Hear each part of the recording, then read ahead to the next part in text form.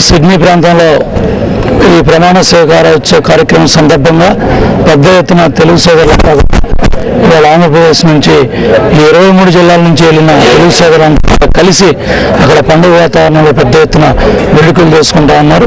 వాళ్ళందరికీ కూడా మనస్ఫూర్తిగా అభినందనలు తెలియజేస్తా ఉన్నాం. తప్పకుండా మీ స్ఫూర్తి మీరు వాళ్ళ పడతా ఉన్న ఈ ప్రాంత పైకి రావాలి, ఈ ప్రాంతం అభివృద్ధి చెందాలి. అన్యాయం జరిగి జరిగి ఇవాళ 13 జిల్లాలు ఆంధ్రప్రదేశ్గా ఏర్పడి ఇంత అన్యాయం జరిగిన ఈ పరిస్థితుల్లో ఎన్నికల్లో ప్రజలు స్పష్టమైన తీర్పు ఇచ్చి చంద్రబాబు గారి నాయకత్వంలో పునర్నిర్మాణం స్వర్ణాంధ్రప్రదేశ్గా తయారు చేయమని ఒక చారిత్రాత్మకమైన బాధ్యతని అవసరాన్ని అప్పచెప్పారు. డెఫినెట్గా దాన్ని చంద్రబాబు నాయుడు గారు ముందు తీసుకెళ్తారు. ఈ ఏర్పాట్లన్నీ కూడా పెద్ద ఎత్తున పూర్తవుతున్నాయి. 7వ తారీఖు ఉదయం కల్లా పూర్తవుతాయి. ప్లస్ అది కాకుండా 50,000 మంది ఆహ్వానితులు కూర్చున్న విధంగా కూడా ఏర్పాట్లు చేస్తున్నారు. తొలకరి సమయం కాబట్టి వర్షం వచ్చిన ఇబ్బంది లేకుండా రెయిన్ ప్రూఫ్ జాగ్రత్తలు కూడా తీసుకున్నారు. లక్షలాది మంది తెలుగు కుటుంబ సభ్యులు మరి ప్రజలు తరలి వచ్చే ఈ కార్యక్రమానికి మరి ఇబ్బంది లేకుండా LED స్క్రీన్స్ కానీ స్క్రీన్స్ కానీ ఇవన్నీ కూడా ఏర్పాటు చేస్తున్నారు. 180 ఎకరాల్లో పార్కింగ్ సౌకర్యం ఏర్పాటు చేస్తున్నారు. మంచినీటి సౌకర్యం కానీ ఇబ్బంది లేకుండా జాగ్రత్తలు తీసుకున్నారు. కాబట్టి పెద్ద ఎత్తున అందరూ ఆహ్వానితులు పెద్ద ఎత్తున తరలి రావాలి. ఈ రుణమాఫీ, రైతు రుణమాఫీ కానీ డాక్రా మహిళల రుణమాఫీ కానీ ఎన్నికల్లో ఏదైతే మేము హామీలు ఇచ్చామో వాటి మీద కూడా స్పష్టంగా చంద్రబాబు నాయుడు గారి సంతకాలు ఉండబోతున్నాయి.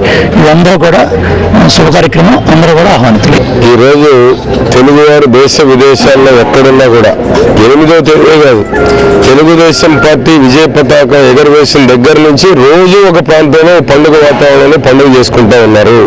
ఎందుకంటే ఒక అరాచక శక్తి అడ్డుకున్నామనేటువంటి సంతోషంతో తెలుగువారు గర్వపడేటువంటి విధంగా తెలుగువారి అభివృద్ధి కోసం పాటుపడేటువంటి ఒక మంచి నాయకుడు ఈనాడు విడిపోయినటువంటి నూతన ఏదైతే ఆంధ్రప్రదేశ్కి మళ్ళా పూర్వ వైభవం తీసుకురావాలి, పునర్నిర్మాణం జరగాలి, మళ్ళా 13 జిల్లాలను అభివృద్ధి పదంలో ముందుకు తీసుకువెళ్ళాలి, బ్రిక్ టు బ్రిక్ కన్స్ట్రక్షన్ చేయవలసినటువంటి బాధ్యత మళ్ళా తిరిగి చంద్రబాబు నాయుడు గారి మీద తీసుకురావడం జరిగింది. ఆనాడు ముఖ్యమంత్రిగా పదవి ప్రమాణ స్వీకారం చేసిన రోజు కూడా జీతాలు చెల్లించలేనటువంటి పరిస్థితుల్లో ఆనాడు బాధ్యతలు ఆయన భుజాన వేసుకొని ఆంధ్రప్రదేశ్ యొక్క రాష్ట్ర ఆర్థిక వనరులను పెంచి నాడు 1,80,000 కోట్ల రూపాయల ఆదాయానికి వచ్చిందంటే దానికి పునాది వేసింది చంద్రబాబు నాయుడు గారు.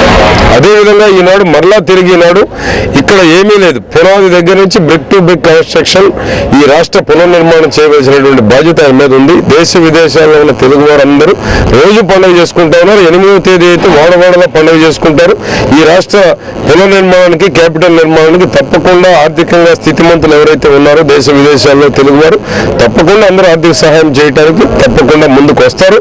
చంద్రబాబు నాయుడు గారి మీద అటువంటి నమ్మకం ఉంది, విశ్వాసం ఉంది.